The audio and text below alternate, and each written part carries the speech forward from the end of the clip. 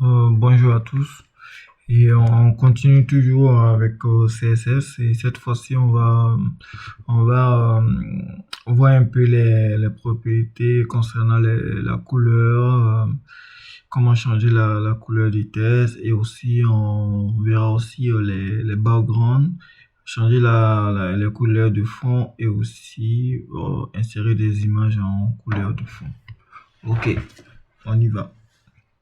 Donc pour cela, on va commencer par les tests. Et du coup, je vais continuer avec celui-là. Donc P, par exemple, je peux décider d'avoir, en fait, je vais enlever tout le reste pour avoir plus de visibilité du coup. Donc ici aussi, je vais enlever cette image-là. Voilà, ok, ça plutôt, ouais. Voilà, donc voilà ce qu'on a. Donc du coup, on va changer par exemple la couleur. On avait déjà vu ça, color. Et il y a trois manières de faire en termes de couleurs. On peut mettre des couleurs avec les noms anglais. Donc vous voyez ici blue, etc. Voilà, donc il y a toutes les couleurs conventionnelles que vous connaissez, voilà, mais les noms sont en anglais, tout simplement. Red, blue, voilà, great, green, gold, voilà, etc. Justement, on va utiliser gold, qui est la couleur de l'or. Du coup, on fait ça et on fait enregistrer.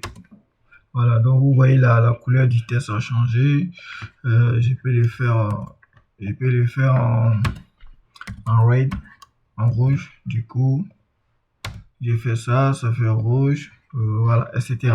Maintenant, autre façon de faire, c'est d'utiliser le code hexadécimal. Donc, ça commence par dièse et il faut il faut 4 il faut comment on appelle ça, 6 valeurs. Donc on a F, on a c'est un exemple je donne celui-là et je vais expliquer, voilà. Donc du coup j'ai fait ça, j'ai fait enregistrer. Vous voyez, en fait le test il est là, hein, il n'est pas parti, il est juste en blanc tout simplement. Donc ça c'est le code hexadécimal pour avoir les couleurs en blanc. Après on peut avoir donc si vous voulez créer, il y a les deux premières, c'est des valeurs numériques en quelque sorte. Mais comme c'est un exemple décimal, c'est pour ça qu'on peut faire avec des F et tout. Donc, je peux décider de faire DA par exemple. DA, DD, comment on appelle ça. Et enfin, il peut avoir 20. Voilà. J'ai fait ça et je lance tout ça. Vous allez voir la couleur et ça a changé. Donc comment ça marche? En fait, les deux premières, c'est la quantité du rouge. Les deux suivants, c'est la quantité du bleu. Et les deux dernières, c'est la quantité du bleu. Voilà. Donc on a la quantité de rouge qui est là.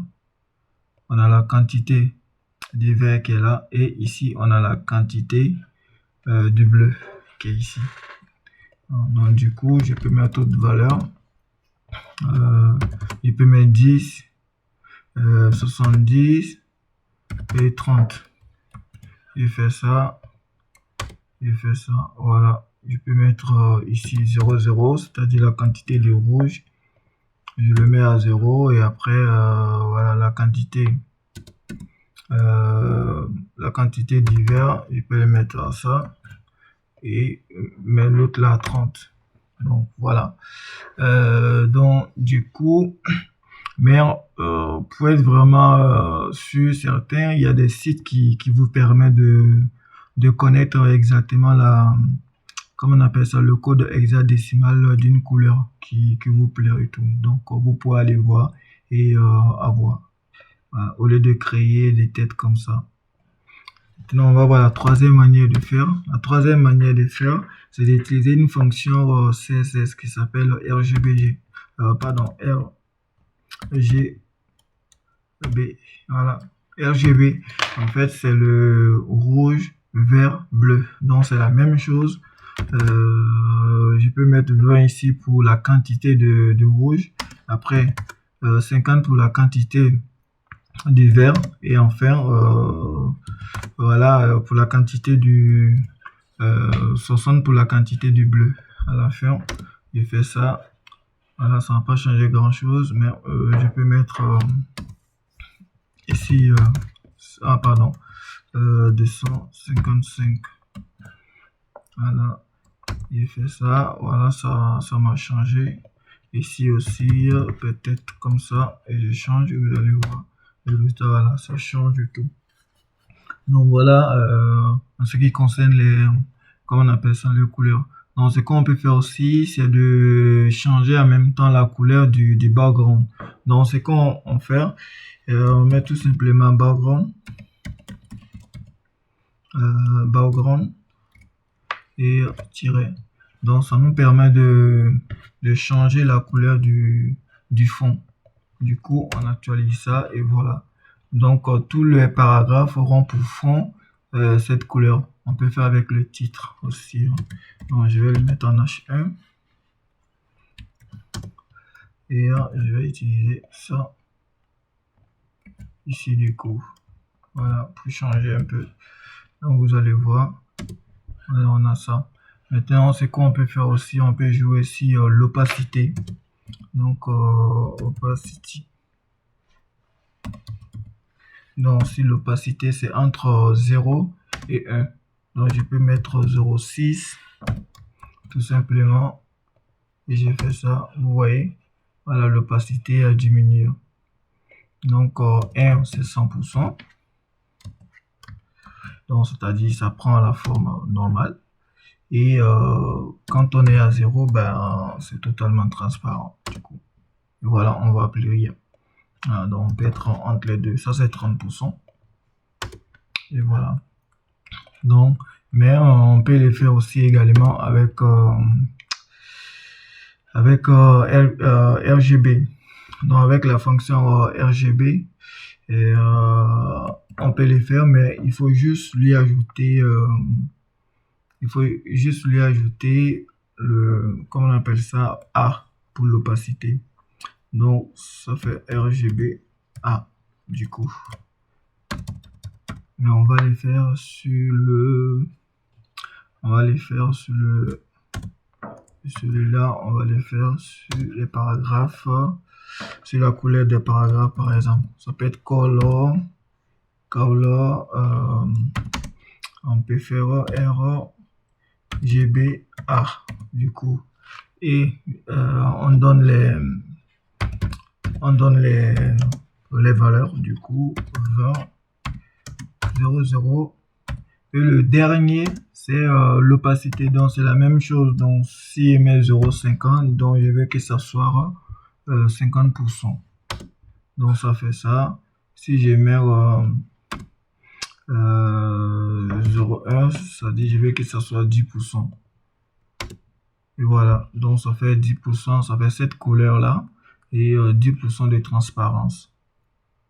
Donc voilà, c'est en ce qui concerne les couleurs et les différentes manières de mettre les valeurs. Après, ce qu'on peut faire, c'est d'ajouter une image de fond à notre d'ajouter une image de fond à notre page. Donc pour cela, on reste toujours en CSS. Vous avez vu, on peut ajouter des images depuis HTML, mais on peut ajouter aussi des images de fond, surtout à partir du CSS. Donc, pour cela, c'est même background. Donc, ça fait background. Ça fait background image. Voilà, ça fait background image et on utilise URL. Et là, il faut mettre le schéma. Il faut mettre le schéma de là où se trouve notre image. Donc dans mon cas ici, c'est dans le dossier image. Je fais flash et je choisis comment on appelle ça, l'image que je veux. J'actualise tout ça et je fais ça. Non, on va aller faire ce paragraphe. Ce sera beaucoup mieux. Ce sera plus en long et en large. Voilà. Ok, il faut fermer là. Ok, c'est bon. J'actualise tout ça. Et voilà. Donc, on voit bien c'est nos tests. Voilà, on a notre image en fond et tout.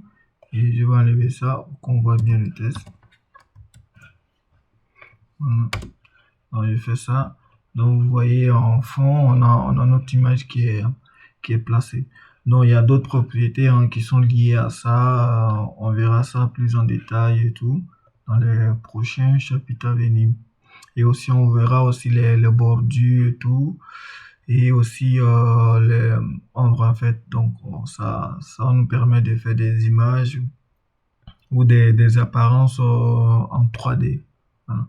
Qui vont, en fait, on pourra faire des, des, des aspects 3D. Voilà. Donc, je vous laisse voir quelques balises là et essayer de les manipuler, essayer de voir voilà, les couleurs, jouer avec les couleurs, essayer d'embellir votre site internet. Donc, sur ce, on se retrouve pour le prochain chapitre. Merci.